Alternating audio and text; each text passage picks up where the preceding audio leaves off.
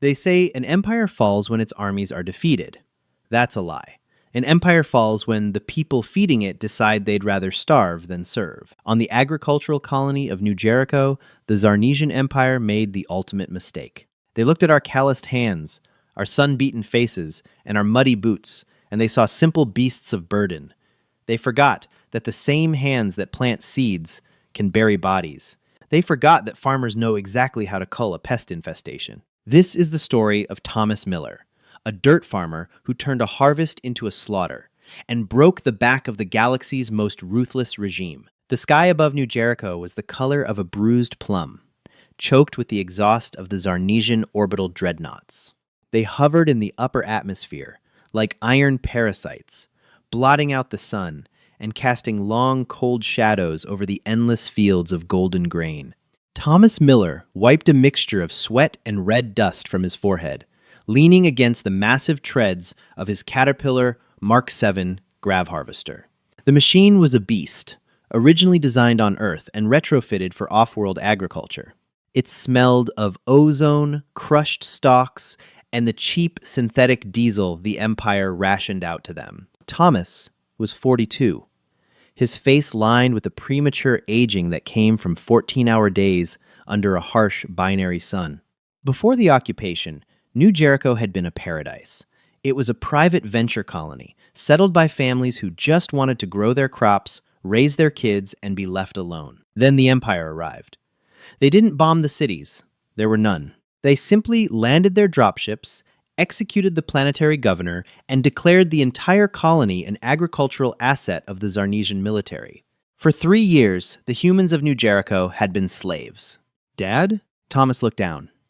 His 12-year-old son, Leo, was standing by the harvester's intake valves, holding out an aluminum thermos. Leo was too thin. They all were. The Empire demanded 95% of the crop yields to feed their endless frontline wars. The farmers who grew the food survived on the scraps, boiling nutrient-poor root vegetables to keep the hunger pangs away. "Thanks, buddy," Thomas said, taking the thermos. The water inside was lukewarm and tasted of iron, but he drank it greedily. "Your mother back from the processing plant?" "Not yet," Leo said, looking nervously toward the sky. "The sirens blew early today. I saw overseer patrols heading toward the Miller farm, Uncle George's place." Thomas's stomach tightened. George wasn't his real brother, just a neighbor whose property bordered his for 20 miles. George was 70, a stubbornly proud man who ran a fleet of vintage John Deere tractors he kept running with spit and wire. "Stay here," Thomas ordered, his voice suddenly hard. "If the patrol comes, hide in the root cellar. Do not come out unless it's me or your mother." Thomas didn't wait for a reply. He climbed into the cab of a battered Ford flatbed truck, turned the ignition, and tore off down the dirt road. The truck's suspension groaned over the deep ruts, kicking up a massive plume of red dust. When he arrived at George's farm, the air was thick with the smell of burning plastic and charred flesh. 3 Zarnesian enforcers were standing in the courtyard. The aliens were bipedal, towering over 7 feet tall, covered in segmented ash-gray chitin armor that seemed to absorb the light. Their faces were hidden behind reflective combat visors, and they carried plasma carbines with casual, terrifying ease. George was on his knees in the dirt. His face was a bloody ruin. "You are short on your weekly quota," the lead enforcer hissed, its translation collar spitting out heavily accented English. 300 bushels of prime wheat. "Where is it?" The harvester broke an axle, George wheezed, spitting a glob of blood onto the soil. "I put in a requisition for the parts 3 weeks ago." "You denied it. I can't reap the Eastern Ridge without it." "The Empire does not accept mechanical failure as an excuse," the enforcer said mechanically. "Deficit in quota is a theft from the Imperial military. Theft is treason." Thomas slammed on the brakes and threw the truck door open. "Wait! I have a surplus!" Thomas lied, his heart hammering against his ribs. "I can cover his deficit. Put it on my ledger." The enforcer slowly turned its visored head toward Thomas. The alien's grip on its plasma rifle didn't relax. "The ledger is closed for Sector 4, human. The penalty for theft must be administered. It is protocol." "He's an old man!" Thomas yelled, stepping forward. Before Thomas could take another step, the second enforcer whipped the butt of its rifle into Thomas's chest, sending him sprawling into the dirt. The wind was knocked out of him, his ribs screaming in pain. "Witness the cost of failure," the lead enforcer commanded. It raised its sidearm and shot George in the back of the head. The sound wasn't a bang, but a sharp, sickening crack of superheated air. George slumped forward, lifeless before he hit the ground. Thomas lay in the dirt, clutching his chest, unable to breathe, unable to scream. The enforcers didn't even look at him again. They simply turned, boarded their hover skiff, and glided away, leaving Thomas alone with the body of his friend. The dirt of New Jericho absorbed George's blood just as greedily as it absorbed the rain. Thomas pushed himself up onto his hands and knees, staring at the crimson stain expanding in the soil. For 3 years, he had kept his head down. For 3 years, he had told himself that survival was enough, that as long as Sarah and Leo were breathing, he could endure the humiliation, the starvation, the beatings. But as he looked at George's lifeless body, something inside Thomas Miller snapped. The fear that had kept him paralyzed burned away, replaced by a cold, quiet fury. They were going to die anyway. If not today from a plasma bolt, then tomorrow from starvation, or next year from working until their hearts gave out. Thomas reached out and scooped up a handful of the blood-soaked dirt. He squeezed it in his fist until his knuckles turned white. They think we're just dirt, he thought. Let's show them what grows in it. The rebellion didn't start with a grand speech. It started in the cramped, damp root cellar beneath Thomas's farmhouse, illuminated by a single, flickering LED lantern. There were 5 of them. Thomas, his wife Sarah, whose hands were scarred from the chemical burns of the processing plant. David, a former combat engineer who had retired to farm soybeans. Henry, a mechanic who could hotwire a starship if you gave him a wrench. And Arthur, the local transport dispatcher who managed the logistics for the Western Quadrant. "You're insane, Tom," Arthur whispered, rubbing his temples. He was a small, nervous man, constantly glancing at the cellar door. "They have orbital superiority. They have plasma shielding. What do we have?" "Pitchforks. We have chemistry," David said quietly, leaning forward into the light. "And we have mass." Thomas nodded, unrolling a crude, hand-drawn map of the sector on the wooden crate between them. "The Zarnesians are arrogant. They don't station a large standing army here because they don't think they need to. They think we're broken. Their main garrison for this entire continent is 50 miles north, at the old AgriCorp logistics hub. There are 200 enforcers there," Arthur protested, "fully armed. But their supply lines are long, and their equipment isn't meant for this atmosphere," Henry pointed out, tapping a greasy finger on the map. "Their hover skiffs use intake vents to cool their repulsor engines. Our dust clogs them. I've seen their maintenance logs," Arthur pulled them for me. "They're constantly grounding patrols because their engines overheat." "That doesn't stop their rifles," Sarah said. She looked at Thomas, her eyes fierce but filled with worry. "If we do this, Tom, if we miss, there's no going back. They'll burn the whole sector to ash." "They're going to kill us anyway, Sarah," Thomas said, his voice stripped of all emotion. "They killed George for a broken axle. Next week, they'll raise the quota again. We're running out of time." He turned to David. "Can you make it work?" David cracked a grim smile.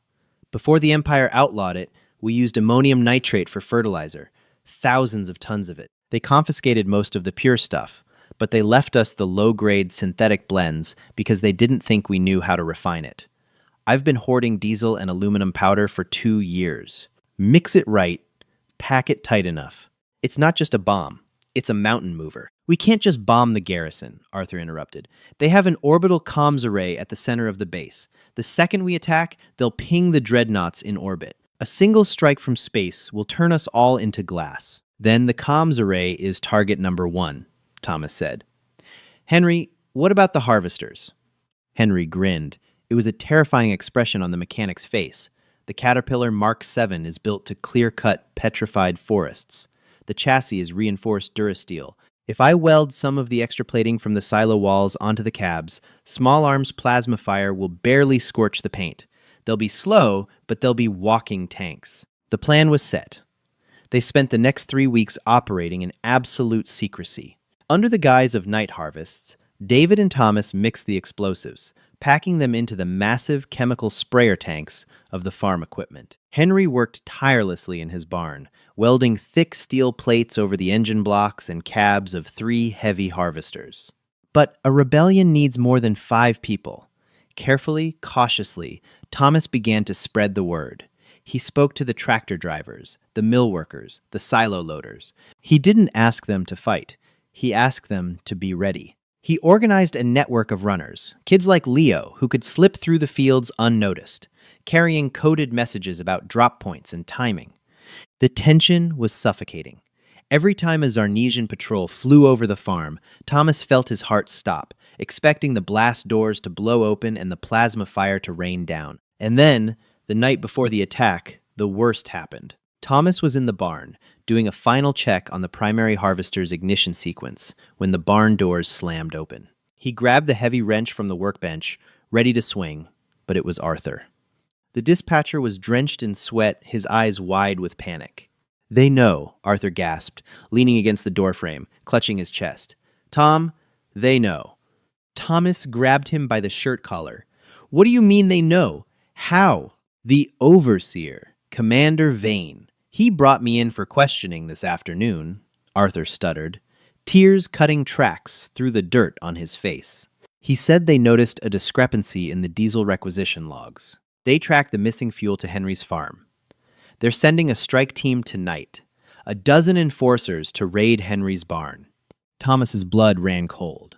If they raided Henry's barn, they would find the modified armored harvesters. The entire rebellion would be exposed before it even started. Henry would be executed, and the rest of them would be hunted down by morning. "Why did he let you go?" Thomas asked, his eyes narrowing, studying Arthur's terrified face. Arthur looked down, unable to meet Thomas's gaze. He said if I told him who was organizing the theft, he'd secure a spot for my daughter on the transport ship to the inner colonies. A safe assignment. Not the mines. Thomas felt a sickening knot in his stomach. The realization hit him like a physical blow. "You told them!" "No," Arthur cried, grabbing Thomas's arm. "No, Tom, I swear to God. I played dumb. I told them I just pushed the paperwork, that the farmers must be stealing it. But Vane didn't believe me. He gave me 12 hours to give him a name, or he's executing my whole family. But the strike team, they're already on their way to Henry's." Thomas shoved Arthur back. There was no time for anger. There was no time for a trial. He looked at his watch. 23 hours. The attack on the garrison was scheduled for dawn, 5 hours. "They forced our hand," Thomas said. He walked over to a hidden compartment under the floorboards and pulled out an ancient pump-action Remington shotgun, a family heirloom he had buried the day the Empire landed. He racked a shell into the chamber. The metallic clack-clack echoed loudly in the silent barn. "We go now." The night was pitch black, the binary suns hidden beneath the horizon. The only sound was the low, rumbling growl of the 3 modified Caterpillar harvesters rolling down the highway toward the regional garrison. Thomas drove the lead machine. The cab was claustrophobic, reinforced with thick, crude slabs of silo steel. Only a narrow slit remained for the windshield. Beside him sat David, nursing a detonator wired to 2 tons of explosive fertilizer, sitting in the chemical tanks behind them. "Henry!" Thomas spoke into the shortwave radio they had scavenged. "I read you, Tom," Henry's voice crackled back through the static. "Strike team never showed up at my place. We intercepted their comms. They diverted to Arthur's house first to secure his family. Sarah and the boys hit them on the road, used spike strips and Molotovs. The strike team is dead." Thomas closed his eyes for a brief second. First, blood had been drawn. There was no hiding now. The Empire would see the smoke, they would find the bodies of their enforcers, and they would unleash hell. "Are Arthur's kids safe?" "Yeah. Sarah put them in the cellar with Leo, but the garrison knows something is wrong. They're locking down the perimeter." "Let them," Thomas said, staring through the reinforced slit. In the distance, the brutalist, blocky architecture of the Zarnesian garrison loomed against the night sky. High-powered floodlights swept across the flat plains. In the center of the base, the massive spire of the orbital communications array pulsed with a blue light. "Engage throttles," Thomas commanded. "Do not stop for anything until we breach the gates." Thomas pushed the heavy throttle lever all the way forward. The Caterpillar roared, its massive engine protesting as it propelled the heavily armored behemoth forward at 30 miles an hour. It wasn't fast, but it carried the unstoppable momentum of a freight train. The garrison floodlights snapped onto the approaching machines, Instantly, the night erupted in blinding flashes of neon green. Plasma bolts tore across the open ground, slamming into the front of Thomas's harvester. The sound inside the cab was deafening, like sitting inside a metal drum, while someone beat it with a sledgehammer. The temperature inside spiked as the Durasteel plating absorbed the superheated plasma. "Armor is holding!" David shouted over the noise, wiping sweat from his eyes. "Keep your head down!" Thomas yelled back. A Zarnesian heavy weapons emplacement mounted on the garrison wall opened fire. A thicker, denser beam of plasma struck the right tread of the harvester, flanking Thomas. Over the radio, Thomas heard the driver scream as the plating buckled. The machine violently jerked to the right, crashing into a drainage ditch and stalling out. "Ignore it! Keep moving!" Thomas roared. They hit the perimeter fence. The chain link and energy shielding stood no chance against 60 tons of reinforced agricultural machinery. The caterpillar tore through the barricade like tissue paper, dragging tangles of wire and sparks into the courtyard. Alarms wailed. Dozens of Zarnesian enforcers swarmed out of the barracks, firing their carbines. Thomas steered the harvester in a sharp arc, activating the massive front threshing blades. The spinning steel drums, designed to instantly mulch thick stalks of genetically modified wheat, hit the alien infantry lines. The results were devastating. Enforcers were caught in the blades, their chitinous armor shattering like glass as they were pulled under the treads. "The tower! Hit the tower!" David pointed through the slit. Thomas corrected course, driving the massive machine directly toward the base of the communications array. Plasma fire rained down from the guard towers, melting the edges of their viewing slit. Smoke filled the cab. The engine was whining. Red warning lights flashing across the dashboard. "We're losing coolant!" Thomas shouted. "Just get me within 50 feet!" David screamed, holding up the detonator. Suddenly, a massive impact rocked the harvester. A Zarnesian anti-armor rocket had struck their flank. The explosion blew the door off the cab and sent Thomas and David slamming against the interior walls. Thomas's ears rang loudly, a high-pitched whine drowning out the sounds of the battle outside. He tasted blood. He looked over. David was slumped against the dashboard, a piece of shrapnel buried deep in his shoulder. The detonator had fallen onto the floorboard, just out of reach. Thomas unbuckled his harness and scrambled down, his fingers brushing the plastic of the detonator. A shadow fell over the cab. Thomas looked up to see a Zarnesian enforcer standing in the blown-out doorway, aiming its plasma rifle directly at his head. Before the alien could pull the trigger, a thunderous boom echoed from outside. A slug from a heavy hunting rifle took the enforcer in the chest, knocking it backward out of the cab. Thomas looked back to see Henry's harvester ramming into the side of the guard tower, bringing the entire concrete structure down in a cloud of dust. Grabbing the detonator, Thomas pulled David up by his good arm. "Time to go!" Thomas yelled. They scrambled out of the ruined cab, dropping into the chaos of the courtyard.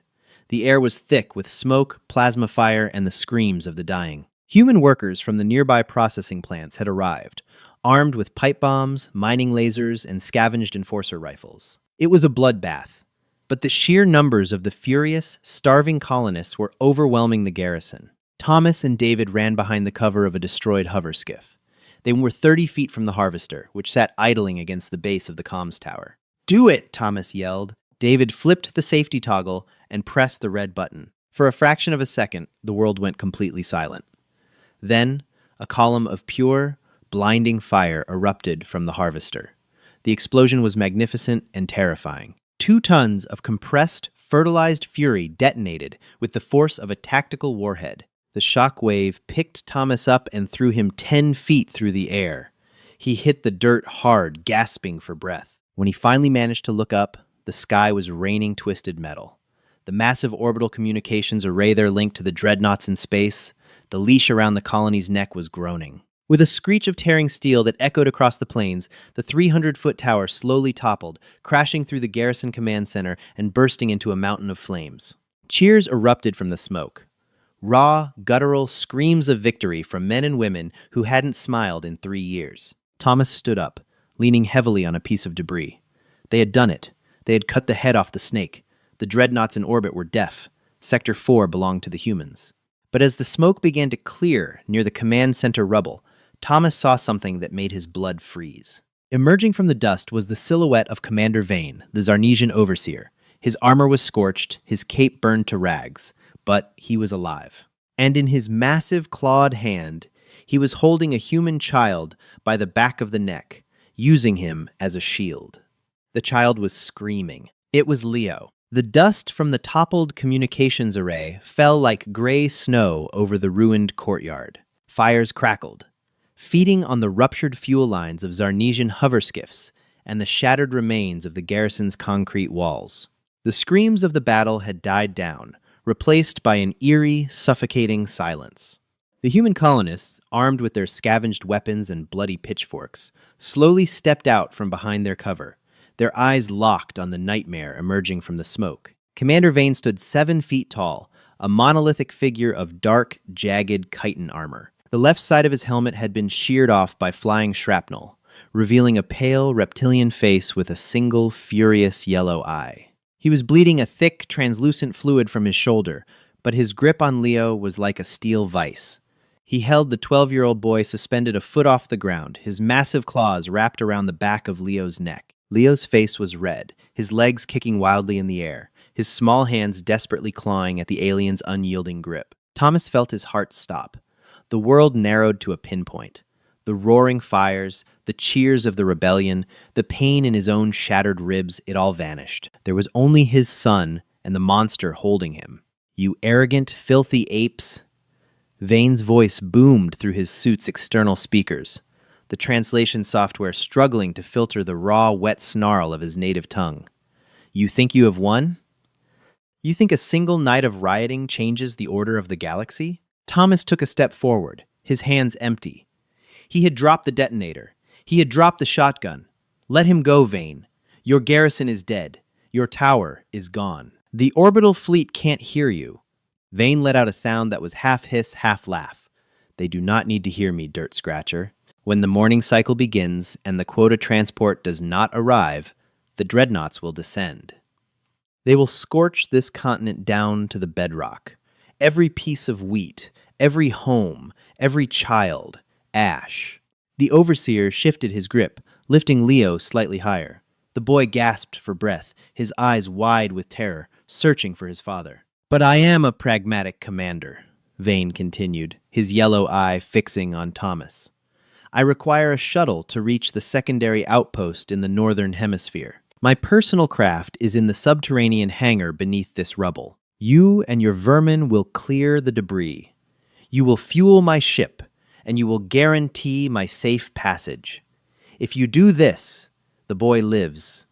If you hesitate, I will snap his spine like a dry reed." A murmur of panic rippled through the gathered colonists. Henry tightened his grip on a heavy wrench. David, bleeding profusely from his shoulder, tried to raise his scavenged plasma rifle, but his arm shook too violently. Thomas stood perfectly still. He looked into Vane's eye, and then he looked at Leo. Before the occupation, when Leo was just 9 years old, a pack of wild plains coyotes had cornered the boy in the eastern wheat fields. Thomas had found him standing his ground with a rusted shovel, terrified but unbroken. Thomas had told him that day, "Predators don't respect fear. They only respect teeth. If you're going to fight a beast, you don't play by its rules.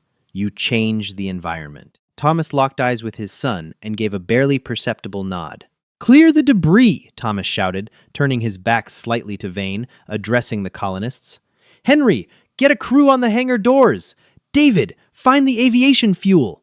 Vane sneered, a look of utter contempt crossing his alien features.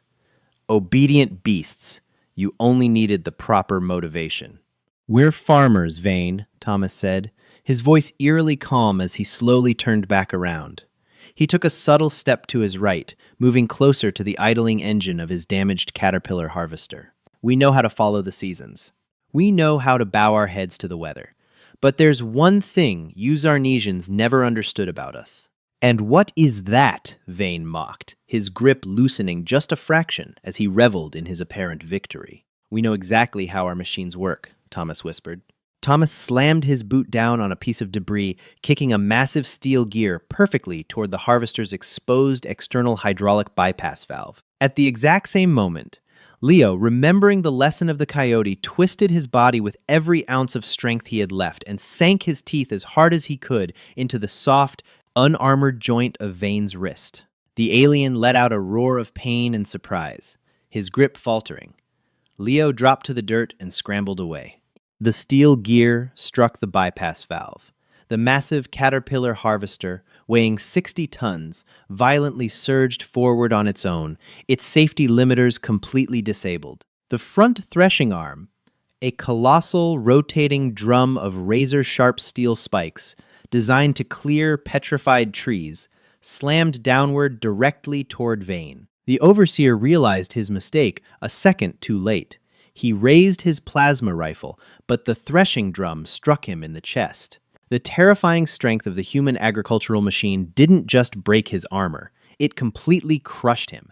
Vane was driven into the dirt, pinned beneath thousands of pounds of American-engineered steel, his arrogant sneer silenced forever beneath the mud of New Jericho. Thomas ran forward, sliding into the dirt, and pulled Leo into his arms. He crushed the boy to his chest, burying his face in Leo's dusty hair. "I got you, buddy." "I got you," Thomas choked out, tears finally breaking through the dirt and blood on his face. A deafening roar of triumph erupted from the colonists. They had killed the overseer. The regional garrison was entirely in human hands. But as Thomas held his son, looking up at the bruised purple sky of New Jericho, he knew the truth. The battle was over, but the war had just begun. Above them, hidden in the darkness of space, the Zarnesian fleet was waiting. And soon it would rain iron. By dawn, the sky above Sector 4 was streaked with the burning atmospheric entry trails of Zarnesian dropships. The orbital dreadnoughts had realized the communications blackout was no technical glitch. Enraged by the silence of their invincible garrison, the Imperial commanders unleashed the Iron Rain. 24 heavy troop carriers, escorted by low-flying plasma frigates, descended through the clouds like mechanical vultures. They expected to find a disorganized riot. They expected to hover over the plains and glass the farmlands from the safety of the sky. Instead, they found a ghost town. The garrison was abandoned. The human settlements were empty. The fields were silent. From a reinforced bunker dug deep into the side of a canyon 10 miles away, Thomas Miller watched the fleet's movements through a hacked Zarnesian surveillance drone. The bunker was packed with the leaders of the rebellion: Sarah, Henry, David, and Arthur, who had proven his loyalty by sabotaging the garrison's anti-air defenses before the fleet arrived. "They're taking the bait," Arthur said, his voice trembling as he watched the monitor. The Zarnesian fleet, finding no targets in the open, began to converge on the only logical place the humans could be hiding: the planetary grain reserves. Situated in a deep valley surrounded by natural rock formations, the Sector 4 grain elevators were a marvel of industrial architecture. There were 50 silos, each towering 400 feet high, constructed of thick, reinforced concrete. Together, they held millions of tons of wheat, the very lifeblood the Empire had come to steal. "They think we're hoarding the food," Sarah said, a hard edge to her voice. She wiped a smudge of grease from her cheek, her hands resting on the detonator console Henry had rigged. "They think we're huddled inside, guarding our rations." On the screen, the massive Zarnesian dropships drifted into the valley. Because the silos were built so close together, the ships were forced to fly low, hovering just above the ground in the concrete canyons between the massive towers. The heavily armored doors of the dropships began to open, revealing hundreds of heavily armed enforcers ready to storm the facilities. "Now, Henry," Thomas ordered. In the valley, deep inside the bowels of the 50 grain silos, the massive industrial ventilation fans roared to life. But they weren't venting air out. The colonists had reversed the turbines. Suddenly, from thousands of vents lining the concrete towers, a thick, opaque cloud began to pour into the valley. It wasn't smoke. It was pure, unrefined grain dust. To the naked eye, grain dust looks harmless. But any farmer, any miller, any human who works with agriculture knows the terrifying truth. When organic dust flour, grain, sugar is suspended in the air at a precise density of just 50 grams per cubic meter, it ceases to be food. In an enclosed space mixed with oxygen, it becomes one of the most volatile thermobaric explosives on the planet. The Zarnesian sensors couldn't comprehend it. Their tactical computers registered the cloud as mere biological, particulate, harmless organic matter.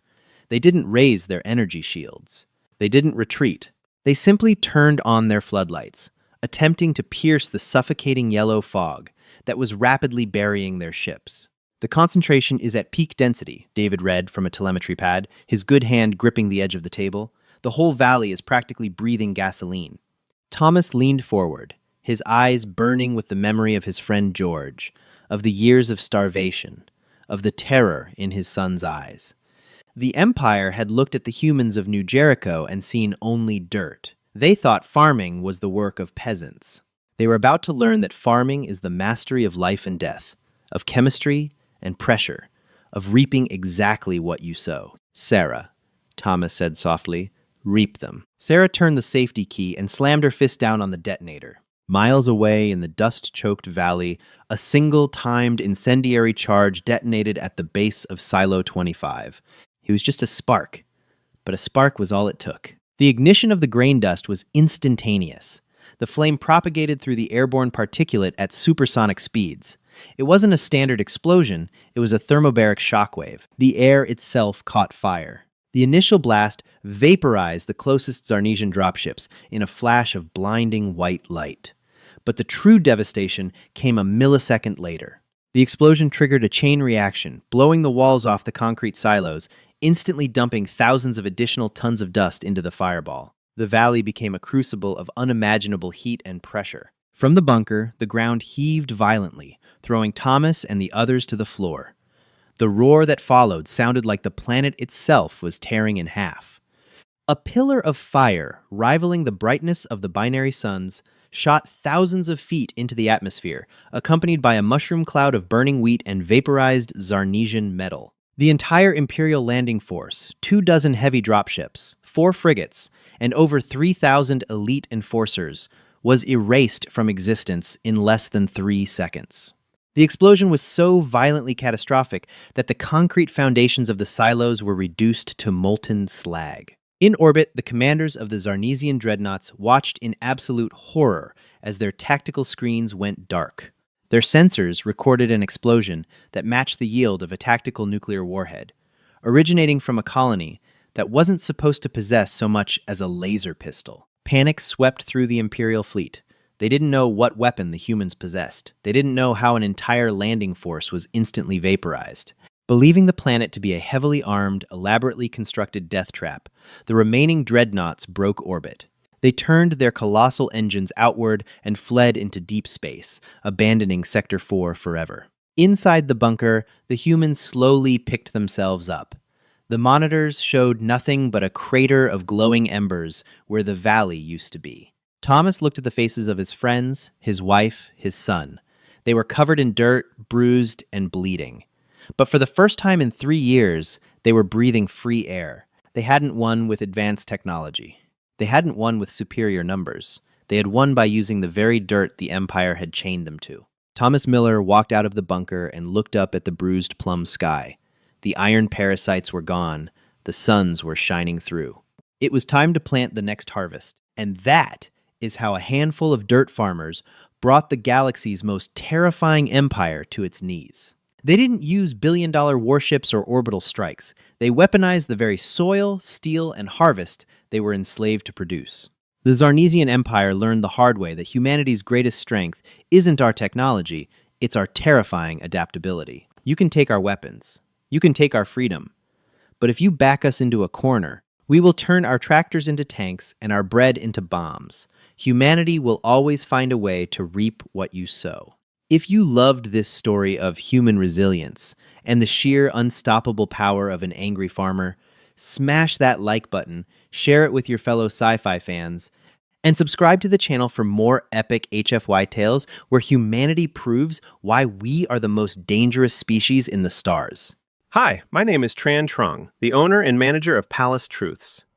After watching the video, The Empire Enslaved a Human Colony, one farmer started a rebellion that broke them, _HFY story, I'd really like to know what you think. How did this story make you feel? What stayed with me most was the quiet anger underneath the whole story. Thomas wasn't some trained hero looking for war. He was a father and a farmer who got pushed too far, and I think that's what made the rebellion feel powerful. The story really captures how ordinary people can become incredibly strong when they're protecting their families and their freedom. I also like the reminder that knowledge and hard work can matter just as much as advanced technology. The colonists survived because they understood their land better than the empire ever did. Do you think the Zarnesians underestimated humanity from the very beginning? And which moment in the story hit you the hardest? Thanks for spending time with Palace Truths today. If this story meant something to you, feel free to comment and maybe like or subscribe for more HFY stories like this.